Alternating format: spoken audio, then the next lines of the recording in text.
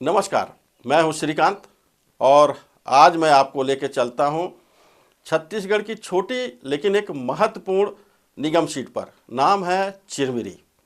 वैसे तो छत्तीसगढ़ में 10 निगमों में मेयर के चुनाव हुए हैं, लेकिन राजनीतिक आंकड़ेबाजों के अनुसार चिरमिरी की सीट को कहीं से भी कम नहीं आंकना चाहिए।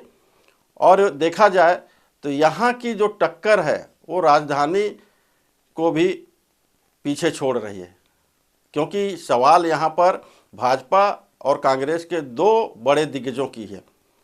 यहाँ पर वैसे मैदान पे जो खिलाड़ी आपको नज़र आ रहे हैं वो कांग्रेस की ओर से डॉक्टर विनय जायसवाल हैं, तो भाजपा की ओर से अधिवक्ता रामनरेश राय हैं।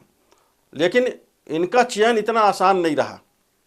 कहा जाता है कि पर्दे के पीछे से जहाँ कांग्रेस दिग्गज इस सीट पर अपने अधिकारों का भरपूर प्रयोग कर रहे थे और लाख विरोध के बाद भी उन्होंने विनय जायसवाल को कांग्रेस प्रत्याशी बनाया ही नहीं बल्कि उनके नामांकन में भी शामिल हुए। वहीं इसी प्रकार भाजपा की बात करें तो भाजपा में भी मेयर बनने का ख्वाब देखने वालों की संख्या 3 दर्जन से भी ज़्यादा रही।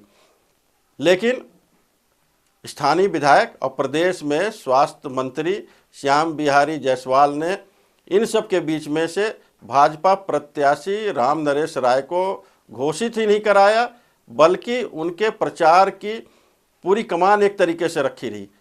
तो अगर आप ये समझ रहे हैं कि चिरमिरी में लड़ाई विनय जायसवाल वर्सेस रामनरेश राय की है, तो यह कहना थोड़ा गलत होगा। वास्तव में पर्दे के पीछे जो इज्जत दांव पे लगी है वो है कांग्रेस दिग्गज डॉक्टर चरणदास महंत और भाजपा की ओर से प्रदेश के स्वास्थ्य मंत्री श्याम बिहारी जायसवाल की प्रतिष्ठा पूरी तरीके से दांव पे लगी है।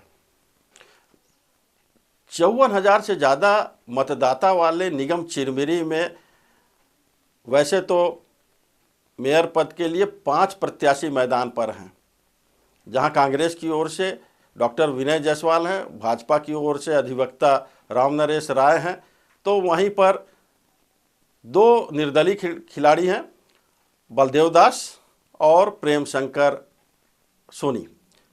इन दोनों निर्दलीय खिलाड़ियों के बारे में मैं थोड़ा सा जानकारी ये देना चाहूँगा कि ये साधारण इनको निर्दलीय नहीं समझिए। ये एक तरीके से कहा जाए तो कांग्रेस के बागी खिलाड़ी हैं। बलदेव दास कांग्रेस के ब्लॉक अध्यक्ष रहे और कांग्रेस प्रत्याशी के चयन पर आला कमान के रवैये के खिलाफ उन्होंने उंगली उठाते हुए अपने पद से जहां इस्तीफा दिया, वहीं उन्होंने कांग्रेस प्रत्याशी के विरुद्ध ताल भी ठोक दिया है। उनका कहना है कि कांग्रेस के जो नियम बनाए गए रहे उसकी पूरी तरीके से अवहेलना हुई है और यहाँ पर धन बल के चलते एक गरीब प्रत्याशी की अवहेलना हुई है, जिसका वो सख्त विरोध करते हैं और निर्दलीय के रूप में वो मैदान पर उतरे रहे। एक बात मैं आपको बता दूं, बलदेव दास साधारण खिलाड़ी इस मैदान पर नहीं बन सकते हैं। अगर उनकी किस्मत साथ दी तो वो कांग्रेस के लिए बहुत ही बड़ा खतरा भी बन सकते हैं, क्योंकि वो एक ऐसे पनिका समाज से आते हैं जिसका निगम चिरमिरी में काफ़ी बाहुल्य है और अच्छे खासे वोट भी उनको मिलने की उम्मीद है। लेकिन यहाँ यह भी ध्यान देना होगा कि जो पनिका समाज का जो वोट है वो जो बलदेव दास को मिलेगा, तो अगर आप ये समझ रहे हैं कि ये कांग्रेस के लिए नुकसानदायक होगा तो शायद भ्रम में है, क्योंकि बलदेव दास भाजपा कांग्रेस के लिए दोधारी तलवार साबित हो रहे हैं। जहाँ वो कांग्रेस को बड़ी संख्या में नुकसान पहुँचाएंगे तो भाजपा को भी नुकसान पहुँचा सकते हैं। अब दूसरे खिलाड़ी की बात करें, प्रेम शंकर सोनी जी। ये कांग्रेस के 2 बार के पार्षद हैं, समाज सेवी हैं और उन्होंने भी कांग्रेस आला कमान के विरुद्ध टिकट चयन को लेकर बिगुल फूंका है और बांसुरी को लेकर वो मैदान पर हैं। उनका छाप जो है बांसुरी है और लोगों तक अपनी बात पहुंचाने की उन्होंने काफ़ी कोशिश की है, सफल भी बहुत हद तक रहे। लेकिन जहां से भाजपा प्रत्याशी आते हैं वहीं से वो भी आते हैं तो ये गौर करने की वाली बात होगी कि वो कितना कांग्रेस को नुकसान पहुंचाते हैं और कितना भाजपा को। एक और प्रत्याशी है मैदान पर, गोंडवाना की रुक्मणी जी। वैसे तो जो चुनाव में खड़ा होता है विजय हासिल करने के लिए खड़ा होता है, लेकिन मुझे लगता है कि गोंडवाना ने अपना कमज़ोर खिलाड़ी मैदान पर उतारा है। अब ये देखने की वाली बात होगी कि गोंडवाना को इस मेयर चुनाव में कितने मत मिलते हैं।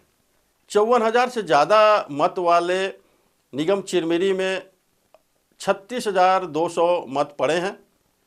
इस प्रकार देखा जाए तो सीधा सीधा आंकड़ा है कि जो 18,000 का आंकड़ा पाएगा वो चिरमिरी की मेयर कुर्सी पर बैठेगा। पूर्व की अगर बात करें तो चिरमिरी मेयर सीट मुख्यतः कांग्रेस के पक्षधर की मानी जाती रही है। पहले 2 बार यहाँ पर स्पष्ट रूप से कांग्रेस के मेयर बने रहे। सुभाषिनी सिंह पहली मेयर रही जो सीधे चुनाव पर उतर के प्रत्यक्ष प्रणाली से मेयर बनी रही।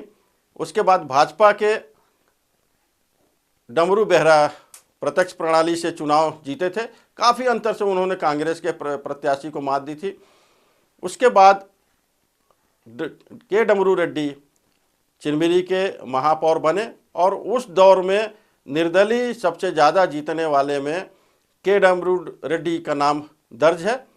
वैसे तो वो कांग्रेस के सिपाही कहे जाते रहे, लेकिन अपनी उपेक्षा से आक्रोशित होकर उन्होंने निर्दलीय चुनाव लड़ा रहा और 6,000 से भी ज़्यादा मतों से उन्होंने भाजपा के साथ साथ कांग्रेस प्रत्याशी को पटकनी दी थी।